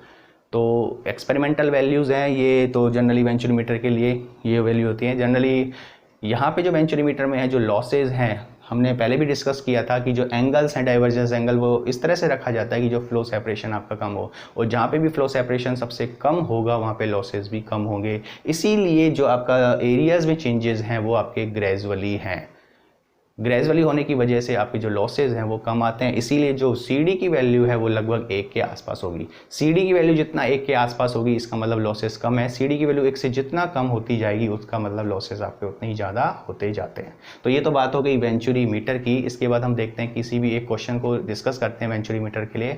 वहाँ से आप देख सकते हो कि जो वेंचुरीमीटर में डिस्चार्ज को कैलकुलेट कैसे किया जा सकता है। वेंचुरीमीटर के ऊपर हम एक क्वेश्चन को डिस्कस करते हैं। क्वेश्चन है आपका, water flow through a pipe of 5 centimetre square area to measure discharge a venturimeter of 3 centimetre square throat area is connected in a pipeline. If the pressure head difference between pipe and throat is 10 centimeter of water, then find the discharge in centimeter cube per second. बात की हुई है, suppose इस तरह से कोई भी pipe है, इस तरह से पाइप है और इस पाइप से वेंचुरीमीटर को कनेक्ट किया गया है और इस वेंचुरीमीटर से पाइप से डिस्चार्ज को कैलकुलेट किया जाता है। और ये आपका पाइप हो गया, ये आपका तो A1 आपका पाइप का एरिया दिया हुआ है 5 सेंटीमीटर स्क्वायर, थ्रोट का एरिया आपको दिया हुआ है 3 सेंटीमीटर स्क्वायर। ये सेक्शन 1 और सेक्शन 2 की बात करें तो pressure head difference, pressure head difference मतलब P1 minus P2 upon rho जी, ये आपका होता है प्रेशर हेड डिफरेंस। इसी को आप बोलते थे H, जो कि दिया हुआ है 10 सेंटीमीटर ऑफ वाटर। और यहाँ पे फ्लोइंग फ्लूइड भी कौन सा है आपका, वाटर। तो यहाँ से पूछा गया डिस्चार्ज की वैल्यू को कैसे कैलकुलेट किया जाए। तो यहाँ पे जनरली CD की बात नहीं की हुई है, तो या तो आप ये समझ लीजिए कि डिस्चार्ज कैलकुलेट करने के लिए CD की वैल्यू 1 ले सकते हो, या उसको हम मान सकते हैं कि जो आपसे थ्योरेटिकल डिस्चार्ज की बात होती है। तो डिस्चार्ज की बात करें तो Q इज इक्वल टू होता है आपका A1 A2 √2GH upon under root A1 square minus A2 square. तो यहाँ से हम वैल्यूज़ डायरेक्ट, आपको वैल्यूज़ दी हुई है, A1 दिया हुआ है, A2 दिया हुआ है, H यहाँ ध्यान रखना आपको डायरेक्ट ही प्रेशर हेड डिफरेंस दिया हुआ है, और यहाँ पे H डायरेक्ट 10 सेंटीमीटर हम रख सकते हैं। अगर आपको सपोज दिया होता कि मैनोमेट्रिक फ्लूइड में डिफ्लेक्शन कितना है, सपोज आपको यहाँ पे मैनोमीटर लगा दिया जाता और ये डिफ्लेक्शन आपको दिया जाता, ये डिफ्लेक्शन आपको दिया जाता, तो यहाँ से आप कह सकते थे ये अगर आपको x होता तो यहाँ से h निकालने के लिए x SM upon s minus 1। तो लेकिन यहाँ इस क्वेश्चन में डायरेक्ट आपको h ही दिया हुआ है प्रेशर हेड डिफरेंस। अगर मैनोमेट्रिक फ्लूइड डिफ्लेक्शन दिया जाता 5 सेंटीमीटर तो आपको h कैसे कैलकुलेट करना होता है यहाँ से। तो डिस्चार्ज कैलकुलेट करने के लिए हम क्या सकते हैं, A1 आपको 5 सेंटीमीटर स्क्वायर है, A2 आपका 3 सेंटीमीटर स्क्वायर है अंडर रूट 2, G की वैल्यू आप लेते हो, G आपका होता है 9.81 मीटर पर सेकंड स्क्वायर, लेकिन वैल्यूज़ यहाँ पे सेंटीमीटर में है तो G की जगह आप लिख दोगे 981 और H आप direct 10 centimetre of water under root A1 आपका 5 इसका स्क्वायर माइनस 3 इसका स्क्वायर। तो सिंपल प्रॉब्लम है, फॉर्मूला में याद होना चाहिए। तो इसको जब सॉल्व करते हो तो इट इज़ 525 सेंटीमीटर क्यूब पर सेकंड। यूनिट भी ध्यान रखना, डिस्चार्ज की वॉल्यूम अपॉन टाइम होता है, तो यहाँ पे वॉल्यूम सेंटीमीटर में बात की हुई है। यहाँ देखो एक चेंजेस कई बार ये हो जाते हैं, यहाँ पे H दिया है 10 सेंटीमीटर ऑफ वाटर, चूँकि यहाँ पे वाटर ही फ्लो होता है तो कोई प्रॉब्लम नहीं है। अगर आपसे कहता कि वाटर फ्लो हो रहा है लेकिन हेड में जो डिफरेंस है वो किसी और फ्लूइड की टर्म्स में दिया होता, तो ये भी हमने पढ़ रखा है कि किसी भी फ्लूइड में जो हेड है उसको दूसरे फ्लूइड में कैसे चेंज किया जाता है, S1H1 is equal to S2H2 से। लेकिन यहाँ पे सिंपलेस्ट प्रॉब्लम ये है, जो भी आपका फ्लूइड हो रहा है उसी की टर्म्स में आपको प्रेशर हेड डिफरेंस दिया हुआ है। तो जनरली यही दिया जाता है। और यहाँ ये कन्फ्यूज़न मत होना चाहिए कि जो h है और जो x है वो दोनों अलग अलग हैं। कई बार स्टूडेंट गलतियाँ ये करते हैं, x दिया होता है तो उसको h समझ जाते हैं, या h दिया होता है उसको x समझ जाते हैं। तो सीधी सी बात है, जहाँ पे भी प्रेशर हेड डिफरेंस दिया हुआ है तो इसका मतलब h है, जहाँ पे भी आपको मैनोमेट्रिक फ्लूइड डिफ्लेक्शन दिया हुआ है वो x है, क्योंकि दोनों की यूनिट आपकी मीटर में ही रहती है। तो x दिया हुआ है तो h इस तरह से निकालेंगे, और h अगर आपको डायरेक्ट दिया हुआ है तो यहाँ पे डायरेक्ट वैल्यूज़ रखेंगे। दूसरी अगर हम एप्लीकेशंस की बात करें, दूसरी एप्लीकेशंस है आपकी ओरिफिस मीटर, जैसे हमने वेंचुरी मीटर को देखा था। ओरिफिस मीटर भी आपका क्या होता है, किसी भी पाइप से अगर हमें वो डिस्चार्ज को कैलकुलेट करना होता है तो ओरिफिस मीटर को हम यूज़ में लाते हैं। दूसरी बात करें कंस्ट्रक्शन की, तो ओरिफिस मीटर में क्या होगा, ओरिफिस मीटर एक पतली थिकनेस की डिस्क होगी जिसके सेंटर में एक होल होगा, कॉन्सेंट्रिक होगा इस तरह से। ये आपकी कोई एक डिस्क है और इस डिस्क के सेंटर में आपका होल है। सपोज इस तरह से आपकी डिस्क है और इसके सेंटर में आपका होल है, और इसी को हम बोलते हैं ओरिफिस मीटर। तो ओरिफिस मीटर में हम क्या करते हैं, किसी भी पाइप में अगर हमें डिस्चार्ज कैलकुलेट करना होता है तो उस पाइप में हम ओरिफिस मीटर को कनेक्ट करते हैं इस तरह से। ये तो आपको ऊपर से यहाँ प्लान दिख रहा है, तो साइड से अगर हम देखें तो ये ओरिफिस मीटर है इस तरह से, ये इसका सॉलिड पार्ट होगा, लेकिन ये जो बीच में है ये आपका कॉन्सेंट्रिक सर्किल होगा। तो मतलब यहाँ और वेंचुरी मीटर में चेंजेस क्या है, वेंचुरी मीटर्स में जो फ्लो में एरियाज में चेंजेस हो रहे थे वो ग्रेजुअली हो रहे थे, जैसा हमने देखा था डाइवर्जिंग पार्ट था, कन्वर्जिंग पार्ट था, थ्रोट था, फिर धीरे धीरे डाइवर्जेंस होता था। लेकिन यहाँ पे जो एरियाज है उसमें सडन चेंजेस होते हैं। तो सडन चेंजेस कैसे हुए, फ्लो के दौरान ये आपका जो मिनिमम एरिया हो गया और इसके जस्ट वाला एरिया बहुत बड़ा है, तो एरियाज में चेंजेस हो गए वो काफ़ी ज़्यादा हो गए या अचानक से हो गए। इस वजह से जो ओरिफिस में जो लॉसेज होते हैं as compared to the venturi meter बहुत ही ज़्यादा होते हैं। तो यहाँ हम बात करें कि जैसे ही देखो यहाँ पे फ्लो होगा, तो फ्लो यहाँ पे मोमेंटम होने की वजह से पहले काफ़ी यहाँ होगा, फिर बाद में एस्टैब्लिश होकर यहाँ पे चला जाएगा। इसी प्रकार फ्लो यहाँ पर वेलोसिटी या मोमेंटम होने की वजह से फ्लो इधर होगा, बाद में एस्टैब्लिश हो जाएगा। तो यहाँ पे जो भी है फ्लो सेपरेशन होने से यहाँ एडीज़ करंट का फॉर्मेशन हो जाता है, यहाँ एडीज़ का फॉर्मेशन हो जाता है, जिससे आपके जो लॉसेज होते हैं वो काफ़ी बढ़ जाते हैं। और इसी वजह से जो कोफिशिएंट ऑफ डिस्चार्ज है, जो कोफिशिएंट ऑफ डिस्चार्ज है Q actual upon Q theoretical, वो काफ़ी कम होता है। जनरली 0.64 से 0.608 की तरफ लिया जाता है, क्योंकि यहाँ पे लॉसेस ज़्यादा होते हैं। दूसरी बात होती है कि जो डिस्चार्ज है उसको कैलकुलेट कैसे किया जाए, तो यहाँ पे भी डिस्चार्ज का फॉर्मूला होता है आपका CD A1, या इसको हम स्मॉल माने A1 A2 root 2GH upon under root A1 square minus A2 square. तो जब बात करें A1 आपका क्या है, पाइप एरिया, A2 आपका क्या है, ओरिफिस मीटर का जो होल है कॉन्सेंट्रिक है उसका एरिया, जिसको हम ओरिफिस मीटर एरिया बोल सकते हैं, या इसको हम बोलते हैं ओरिफिस एरिया। ओरिफिस एरिया जो H हो गया आपका pressure head difference.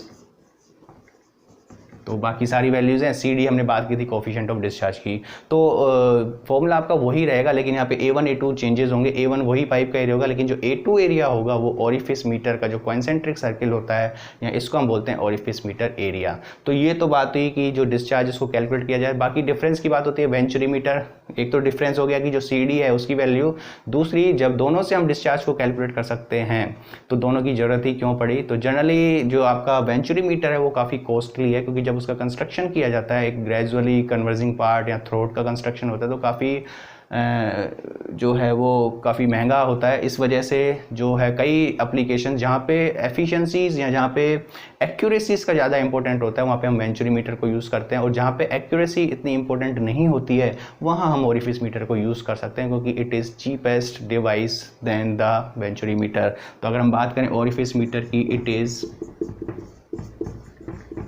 cheapest than venturi meter. बाकी सब कुछ वही है, डिस्चार्ज का फॉर्मूला भी वही है, न्यूमेरिकल भी वही बनेंगे, सब कुछ वही होगा। तो इस तरह से हम ओरिफिस मीटर को भी कैलकुलेट कर सकते हैं। एक और अगर हम लास्ट एप्लीकेशंस की बात करें बर्नौलीज इक्वेशंस के ऊपर जो बेस्ड है, वो है आपकी पिटोट ट्यूब। तो लास्ट जो इसकी एप्लीकेशंस हम डिस्कस करते हैं जनरली, वो आपकी होती है पिटोट ट्यूब। तो अभी तक हमने दो डिवाइसेस के बारे में देखा था, वेंचुरी मीटर और ओरिफिस मीटर की। दोनों जो डिवाइसेस हैं वो किसी भी पाइप से डिस्चार्ज को कैलकुलेट करती हैं, लेकिन जो पिटोट टाइप है, पिटोट ट्यूब है, it is used to calculate the velocity of flow. It is used to calculate the velocity of flow. मतलब कभी भी वेलोसिटी ऑफ फ्लो की बात हुई तो उसको हम किससे कैलकुलेट करेंगे? पिटोट ट्यूब से। तो जनरली फ्लो की बात करें तो फ्लो ओपन चैनल में भी होता है, फ्लो आपका पाइप में भी होता है, तो दोनों में अगर हमें कैलकुलेट करना हो तो पिटोट ट्यूब को हम यूज़ कर सकते हैं। तो पर दोनों में जो कंस्ट्रक्शन होगा वो डिफरेंट होगा। क्यों डिफरेंट होगा वो अभी हम समझेंगे। तो सबसे पहले अगर हम ओपन चैनल की बात करें तो सबसे पहले अगर हम बात करें वेलोसिटी इन ओपन चैनल, तो सबसे पहले ओपन चैनल की बात करें तो सपोज हम एक एग्जांपल लेते हैं कि कोई भी आपका ओपन चैनल है इस तरह से, इसमें आपका किसी भी लिक्विड का फ्लो होता है और इस तरह से फ्लो हुआ, और हम बात करते हैं कि पिटोट ट्यूब एक्चुअल में क्या होती है। देखो पिटोट ट्यूब क्या है? पिटोट ट्यूब एक ग्लास ट्यूब होती है जो कि 90 डिग्री एंगल पर बैंड होती है। इसका एक जो एंड होता है वो एटमॉस्फेयर में होगा और दूसरा जो एंड होगा वो फ्लो, जो भी लिक्विड आपका फ्लो करता है वहाँ कनेक्ट होगा, लेकिन जो उसकी डायरेक्शन होगी दूसरे एंड की वो अपोजिट टू द फ्लो होगी। किस तरह से होगा? देखो अगर मैं कंसीडर करूँ कि फ्लो की डायरेक्शन ये है तो एक पिटोट ट्यूब होगी इस तरह से, और यहाँ से ये बैंड होगी, यहाँ से ये बैंड होगी और ये बैंड आपका होगा इट इज़ 90 डिग्री बैंड। तो सपोज ये आपकी फ्री सरफेस है और यहाँ पे ये जो होगा इस तरह से इसका कंस्ट्रक्शन होता है कि यहाँ पे जो वेलोसिटीज़ हैं वो वेलोसिटीज़ आपकी जीरो करवा दी जाती है।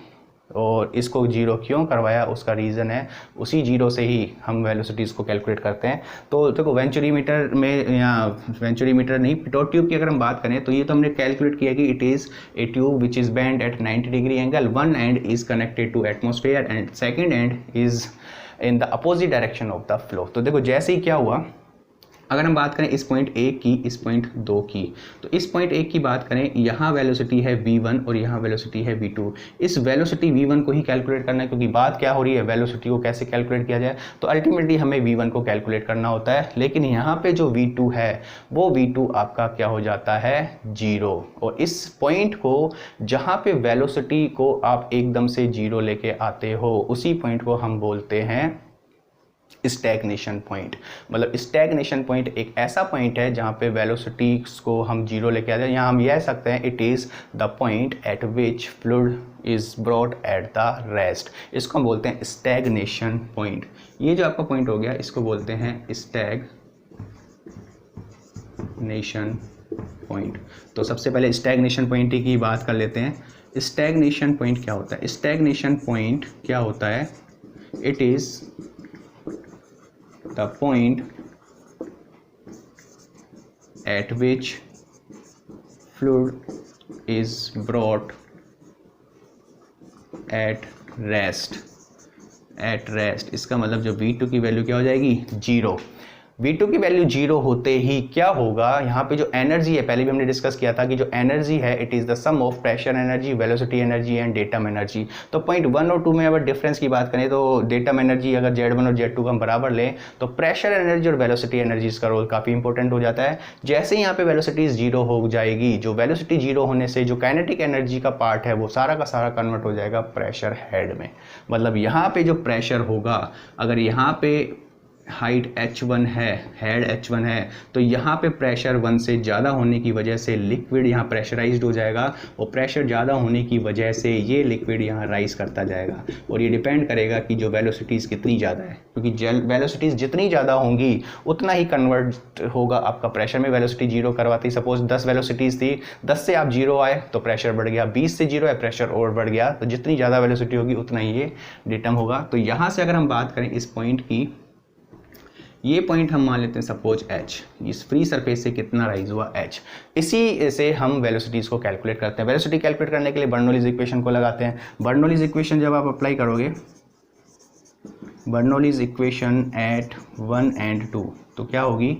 बर्नौलीज़ इक्वेशन क्या कहती है? P1/ρg plus V1/2g plus Z1 is equal to P2/ρg plus V2/2g plus Z2। ये तो क्लियर है, क्योंकि आपका ये पॉइंट दोनों हॉरिजॉन्टल है, कंडीशन है, तो Z1 और Z2 को हम कैंसिल कर सकते हैं। तो सबसे पहले हम प्रेशर हेड P1/ρg की बात करें। यहाँ देखो P1/ρg जो होगा, प्रेशर हेड जो होगा वो किसके बराबर होगा? H1 के बराबर। हेड की बात हो रही है जितना लिक्विड आपका ऊपर है, तो ये वैल्यू हो गई H1 plus V1 square 2G हमें कैलकुलेट करना ही है, is equal to P2 upon rho g को कैलकुलेट किया जाए। ये काफ़ी इंपॉर्टेंट है। देखो P2 अपॉन रो जी मतलब यहाँ प्रेशर और यहाँ प्रेशर बराबर रहेगा, एक ही लाइन में है, और P2 ज़्यादा रहेगा तो यहाँ पे प्रेशर या यहाँ पे प्रेशर हेड को कैसे कैलकुलेट किया जाए, इस पॉइंट से ऊपर जितना हेड अवेलेबल है, तो ये H है, ये आपका क्या था H1। तो यहाँ अगर बात करें P2 अपॉन रो जी की, P2 अपॉन रो जी किसके बराबर हो जाएगा, H प्लस H1 के बराबर, क्योंकि यहाँ पे जो हेड होगा वो ज़्यादा होगा यहाँ के हेड से, क्योंकि यहाँ जो हाइट है वो ज़्यादा है। यहाँ से हो जाएगा, ये आप लिख सकते हो H प्लस H1, और V2 स्क्वायर अपॉन 2G को हम क्या कैलकुलेट करेंगे, 0, क्योंकि V2 ऐसी वेलोसिटीज़ है, वो वेलोसिटीज़ कहाँ पे, स्टैग्नेशन पॉइंट। वो स्टैग्नेशन पॉइंट वही होता है जहाँ पे फ्लूइड की वेलोसिटीज़ क्या करवा दी जाती हैं, 0। तो ये वैल्यू आपकी होगी 0। तो यहाँ से H1 से H1 कैलकुलेट कैंसिल होने के बाद जो फाइनल वेलोसिटी आपकी मिलेगी V1 कैलकुलेट करना है, तो ये फाइनल वेलोसिटी जो मिलेगी V1 वो हो जाएगी √2 इंटू जी इंटू एच। तो किसी भी ओपन चैनल में अगर आप वेलोसिटीज़ को कैलकुलेट करते हो तो केवल और केवल मुझे इस H, ये H क्या है, जो भी आपकी फ्री सरफेस है उससे ऊपर का हेड कितना है उस ट्यूब के अंदर, केवल इसी मेजरमेंट से आप वेलोसिटी को कैलकुलेट कर सकते हो। इस मेजरमेंट के लिए क्या किया जाता है, इसके साइड में यहाँ पे एक स्केल को अटैच कर दिया जाता है। ये स्केल आपको बताएगा कि इस फ्री सरफेस से ऊपर कितना हेड अवेलेबल है। जैसे जैसे वेलोसिटी ज़्यादा होगी वैसे वैसे ये हेड भी आपका ज़्यादा होता जाएगा। तो किसी एक हेड की मदद से हम कैलकुलेट करते हैं आपका जो ओपन चैनल में वेलोसिटीज़ को कैसे कैलकुलेट किया जाए।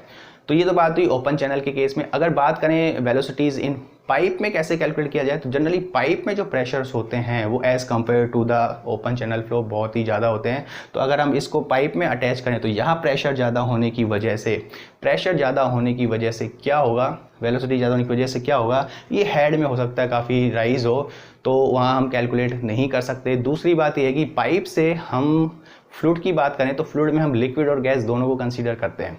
तो किसी भी पाइप से हम गैस के वेलोसिटीज़ को भी कैलकुलेट करने की ज़रूरत पड़ती है। तो गैस अगर होती आपकी तो इस गैस को हम यहाँ से कैलकुलेट नहीं कर पाते। क्यों नहीं कर पाते, क्योंकि सारी की सारी जो गैस है वो आपकी एटमॉस्फेयर में एस्केप हो जाती। तो कैसा अरेंजमेंट किया जाए अगर किसी भी पाइप से हमें वेलोसिटी को कैलकुलेट करना है पिटोट ट्यूब से, तो उसके बारे में हम अभी बात करते हैं। तो यहाँ पे हम बात करेंगे कि जो वेलोसिटीज़ है पाइप में वो पिटोट ट्यूब से कैसे कैलकुलेट किया जाए। तो पिटोट ट्यूब में थोड़ा मॉडिफिकेशन किया जाता है। सपोज ये पिटोट ट्यूब थी, यहाँ पे इस पिटोट ट्यूब को हमने अटैच किया एक मैनोमीटर से। तो पाइप के केस में मैनोमीटर से अटैच किया जाता है और यहाँ पे एक मैनोमेट्रिक फ्लूइड होगा। तो क्या चेंजेस होंगे, देखो जैसे ही आपका फ्लो की डायरेक्शन ये मुझे कैलकुलेट करना है V1, तो जैसे ही ये पॉइंट इस ट्यूब पे आया, यहाँ वेलोसिटीज़ की 0 होते ही, स्टैग्नेशन पॉइंट पे वेलोसिटी 0 होते ही सारी की सारी जो वेलोसिटी की वजह से एनर्जी थी वो किस में कन्वर्ट हो जाएगी, प्रेशर में। मतलब इस पॉइंट 2 पे जो प्रेशर होगा वो ऑब्वियस सी बात है यहाँ के प्रेशर से क्या हो जाएगा, ज़्यादा। स्टैग्नेशन पॉइंट पे प्रेशर ज़्यादा होने की वजह से क्या होगा, जो भी आपका ये फ्लूइड है वो यहाँ रश करना शुरू करेगा प्रेशर, और यहाँ ये जो मैनोमेट्रिक फ्लूइड है इसको यहाँ पे ये फोर्स एक्सर्ट करेगा जिसकी वजह से लेवल नीचे होगा और ये लेवल आपका क्या हो जाएगा, ऊपर। तो ये जो फाइनल इक्विलिब्रियम कंडीशन होगी, मतलब जब तक कि आप वेलोसिटीज़ में चेंजेस नहीं करते, ये वैल्यू हमेशा किसके बराबर ली जाएगी, x के बराबर। तो इसी x से ही हम कैलकुलेट करते हैं। कैसे कैलकुलेट करेंगे ये देखते हैं। तो वहीं अगर हम बात करें 1 और 2 की, 1 और 2 में हम क्या करेंगे, बर्नौलीज़ इक्वेशन अप्लाई करें। बर्नौलीज़ इक्वेशन से तो क्या होगा, P1 upon rho g plus V1 square upon 2G plus Z1 is equal to P2 upon rho g plus V2 square upon 2G plus Z2। Point 1 और 2 हॉरिजॉन्टल होने की वजह से Z1 और Z2 आपस में बराबर हो जाएंगे। यहाँ पे मैंने पहले भी डिस्कस किया था कि वेलोसिटी को क्या करवा दिया जाता है, 0। तो V2 की वैल्यू भी क्या हो जाएगी, 0। तो यहाँ से अगर हम बात करें V1 स्क्वायर अपॉन 2G की, तो वो बराबर हो जाएगा P2 minus P1 upon rho जी के बराबर। P2 upon P1 upon rho जी यही आपका प्रेशर हेड है, या P2 अपॉन माइनस P1 आपका प्रेशर डिफरेंस है। कभी भी 2 पॉइंट में प्रेशर डिफरेंस की बात की जाती है तो हम मैनोमीटर को ही अटैच करते हैं। तो इसीलिए यहाँ पे मॉडिफिकेशन ऐसा किया गया कि पॉइंट 1 और पॉइंट 2 के बीच में हमने मैनोमीटर को अटैच किया। इससे पहले भी हमने वेंचुरीमीटर में देखा था प्रेशर हेड को कैसे निकाला था। तो इसी प्रेशर हेड को कैलकुलेट करने के लिए हमारे पास फॉर्मूला था, वो फॉर्मूला था x SM upon S minus 1। ये पहले भी हमने डिस्कस किया है, जहाँ पे x जो भी आपका मैनोमेट्रिक फ्लूइड है उसका डिफ्लेक्शन, SM मैनोमेट्रिक जो फ्लूइड है उसकी स्पेसिफिक ग्रेविटी, S जो भी आपका पाइप में फ्लूइड फ्लो होता है उसकी स्पेसिफिक ग्रेविटी, और 1 आपका कांस्टेंट है। तो यहाँ से अगर हम बात करें V1 की, तो V1 की अगर हम बात करें तो इसको कैसे निकाल सकते हो, स्क्वायर है अंडर रूट किया 2G into x SM upon S minus 1। तो कभी भी ध्यान रखना, ओपन चैनल के केस में हमने डिस्कस किया था कि जो फॉर्मूला था वो क्या बना था, V1 is equal to √2GH, जहाँ पे H था उस ट्यूब के ऊपर हेड कितना अवेलेबल है वो था। लेकिन पाइप के केस में जब भी वेलोसिटीज़ की बात होगी तो फॉर्मूला आपका ये लगेगा 2GX SM upon S minus में 1। वैल्यूज़ क्या क्या ये मैंने आपको बता दी हैं, एक न्यूमेरिकल करते हैं इसके ऊपर छोटा सा, उसके बाद आपकी जितनी भी एप्लीकेशंस हैं वो यहाँ पे ख़त्म हो जाएंगी। क्वेश्चन को हम देखते हैं। क्वेश्चन आपका, a pitot tube is used to measure the velocity of water using a differential gauge which contains manometric fluid of specific gravity 1.4। If the velocity of water in pipe is 1.2 meter per second, then find the manometric fluid deflection. आपसे कहा गया है कि एक Pitot tube है जिससे हम velocities को कैलकुलेट करते हैं और वाटर है और यूजिंग डिफरेंशियल गेज, इस तरह से सिस्टम है। और यहाँ पे जो मैनोमेट्रिक फ्लूइड है उसकी स्पेसिफिक ग्रेविटी, मैनोमेट्रिक फ्लूइड की स्पेसिफिक ग्रेविटी दी हुई है 1.4 और कहा गया है कि जो वेलोसिटी ऑफ वाटर है वो वेलोसिटीज़ ऑफ वाटर जो है वो है आपकी 1.2 metre per second, 1.2 metre per second. Then find the manometric fluid deflection. तो जैसे ही आपका मैनोमेट्रिक फ्लूइड डिफ्लेक्शन से ही पूछा, मतलब आपसे क्या वैल्यू पूछिए, ये एक्स की वैल्यू कितनी होगी अगर वेलोसिटी 1.2 हो और मैनोमेट्रिक जो फ्लूइड है उसकी स्पेसिफिक ग्रेविटी इतनी हो। तो सबसे पहले हम फॉर्मूले की अगर बात करें तो V1 is equal to √2 into g into x, यहाँ था आपका SM अपॉन S माइनस 1। तो दोनों तरफ अगर स्क्वायर करें तो V1 square is equal to 2 into g into x SM upon S minus 1। यहाँ अगर हम सारी वैल्यूज़ रखें, V1 आपको दिया हुआ है 1.2, इसका आपका हो गया स्क्वायर 2, G की वैल्यू आप रखते हो 9.81 क्योंकि मीटर पर सेकंड है, X मुझे कैलकुलेट करना है, SM आपको दिया हुआ है 1.4, S जो कि फ्लोइंग फ्लूइड आपका वाटर है और वाटर की स्पेसिफिक ग्रेविटी आपको पता है इट इज़ 1, तो वाटर की स्पेसिफिक ग्रेविटी 1 माइनस 1। तो यहाँ से सारी वैल्यूज़ दी हुई है, यहाँ से जब आप X को कैलकुलेट करोगे तो यहाँ से जब x को कैलकुलेट करोगे तो ये वैल्यू आपकी कैलकुलेट होकर आती है, it is 0.183 metre, it is 0.183 metre. इसका मतलब अगर हम mm में बात करें तो ये 1000 से मल्टीप्लाई होते ही इट इज़ 183 mm।